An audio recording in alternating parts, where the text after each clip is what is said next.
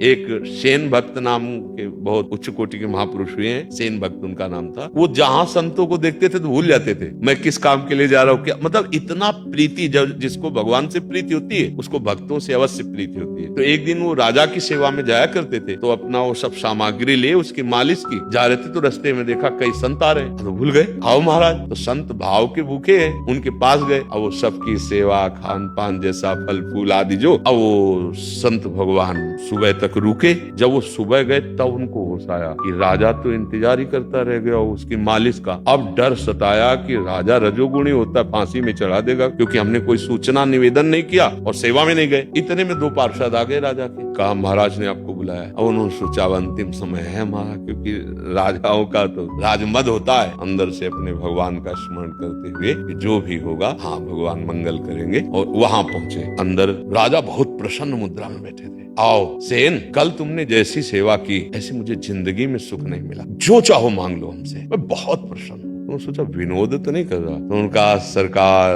कल कहाँ, बोले नहीं, बहुत सुंदर सेवा की और इतना सुंदर रूप कल तुम्हारा हमने देखा, हमने कभी नहीं देखा। अब समझ में आया कि हो सकता है हम जिन भक्तों की सेवा कर रहे थे उनके स्वामी भगवान की कोई लीला। वो सरकार थोड़ा बताने की कृपा करे, क्या रूप आपने देखा? तो बोले तेल की कटोरी सामने थी और तुम हमारी पीठ की मालिश कर रहे थे, तो जब मैं ऐसे देखता तो तुम्हारा ये रूप था, और जब तेल की कटोरी में देखता तो अरविंदाक्ष, कमल नयन, श्याम स्वरूप, ये तुमने वो कभी रूप तो अपना दिखाया ही नहीं। रो पड़े और उनका सच्ची बात है सरकार, हम कल आए ही नहीं थे, ये हमारी जगह हमारे आराध्य देव भगवान श्री कृष्ण आए। भगवान अपने भक्त के लिए एक रजोगुणी राजा की मालिश करने सेन बनकर जाते हैं।